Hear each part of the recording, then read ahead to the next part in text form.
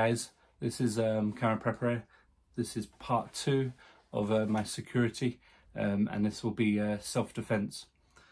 So you've got to imagine that obviously all your security systems that you've put up, or your window bars and your CCTV and everything like that has failed, and someone has broken in and they are into your premises right now and are perceived to be as a threat to you and to your family. This will happen at some stage. We can't all depend on our security at all times, because it's rather silly, I should say. Yes, it's rather silly, and we need to protect ourselves and know how to protect ourselves if we see a danger right in front of us. So I'm going to go through a list of tools again, going back from part 1 to what I say. There's 2 stages of everything. Certain things you won't be able to do if there's law enforcement around. With UK law, it's very different to everybody else's, for obvious reasons. But if there's law around, obviously, you can't go around willy-nilly and hurt people without a good reason if your life is in danger.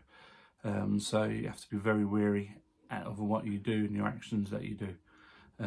Obviously, in a world without law, I wouldn't say you're free to do what you want, but law obviously cease to exist, and you have to make the decision very quickly, and situation arises that something may happen. So I'm going to go through the tools that obviously I do carry, I do have to hand. So in a disaster situation where a world is without law, I'm able to protect myself.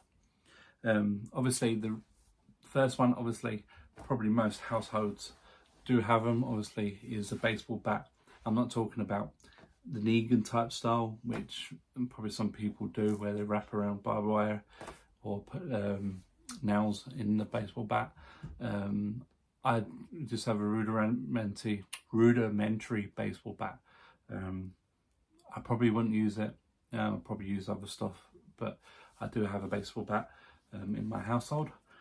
Next one is we got slingshots.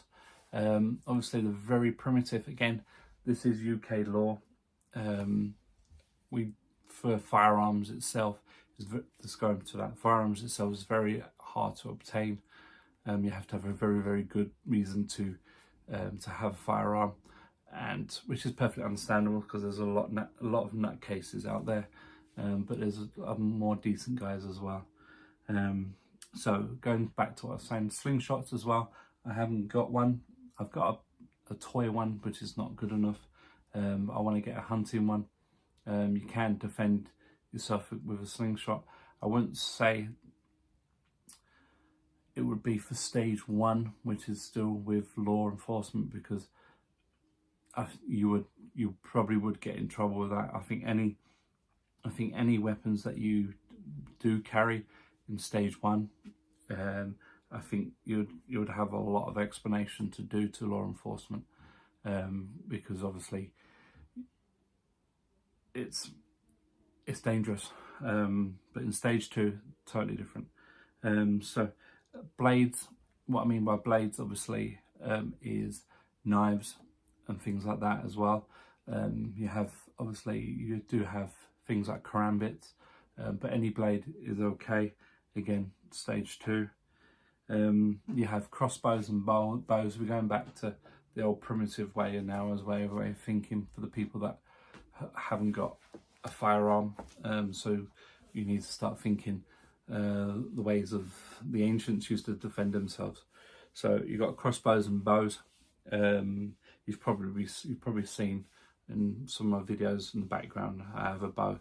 I mainly use it. I want to one day be able to hunt with it, but again, UK law doesn't allow that. So yeah, that's another story. Right, so bear in mind, if you haven't got any of these tools, or I'm not going to use the term with the W, because they don't become that until you've actually used them for that means. But if you haven't got any tools available, you need to start to think of how to use your hands and your feet in defending yourself. There's many good martial arts out there that can learn how to protect yourself. Not necessarily martial arts, but self-defense skills as well that you can learn. But the main thing is obviously that you learn at least one skill, so that you can learn how to use your hands in a defensive situation. I spent many years learning martial arts, and I spent many years teaching it as well. So I have a few that I enjoy the most, and I learned a lot from it growing up as well. This brief thing, I started off with Shotokan karate. For many, obviously, they see that as a sport karate, but I learned a lot of discipline, focus, and mentality in that as well. So Shotokan karate brought me a lot. But my main styles that I do enjoy are Krav Maga, which I've been doing for the past about 8-9 years now, and I've enjoyed every bit of it as well. It's an Israeli defense system that the military use, and it's very used in combat. So I love that martial arts. For me, it's a self-defense system rather than a martial arts for me, but some people do call it a martial arts. There's another one as well, it's a steamer. It's very similar to Krav Maga as well. So I've never tried it, but I've seen videos on it, and it's very impressive. It's another combat martial arts as well. So it's another one that if you're in your area that we've got that, and you just to pop by and have a look to see whether you feel comfortable with it as well. Jiu-Jitsu, for the groundwork as well. Brazilian Jiu-Jitsu is fine, but I would find something that works well on the ground as well. And most fights do obviously all fights start standing up, but sometimes obviously fights do end up on the ground, and you need to learn how to protect yourself, especially if they're trying to get you in an armbar or chokehold or anything that poses or a threat to you whilst you're on your back. So you need to learn something how to get them off. I learned a little bit of Kali, enough for stick fighting and for knife drills and knife skills and things like that. I'm not a teacher in it, I'm just a student, so I'm still learning on that. But for those are the four, but you got kickboxing, you got Muay Thai, these are all martial arts obviously. You've got judo. Some people obviously think judo being sport, but if trained properly, it can, in close quarters, it can be very deadly as well. So don't underestimate what people have perceived as a sport martial arts, when in reality they didn't used to be. They used to be martial arts that used to hurt or to injure someone back in the day. They've just changed the way they train to make it more profitable. So those are the systems, obviously martial arts that I personally would recommend, but there's probably different martial arts for everybody else. There's a load of self-defense systems out there that many people would recommend as well. I love watching different types of self-defense, so by all means, fire away at the bottom of any that you recommend. I'm trying to get through all these videos as quick as possible, so they all stay under 10 minutes. So yeah, so this is a quick recap on self-defense. UK law obviously is very different.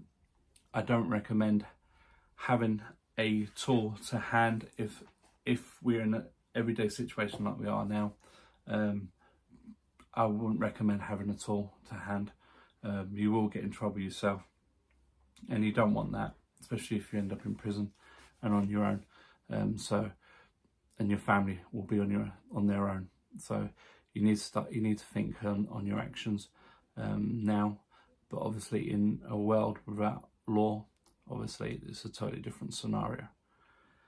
So this, I hope you found this informative. If you do, please like and subscribe below. That'd be greatly appreciated. Until I see you next time, this is Camera Prepper out.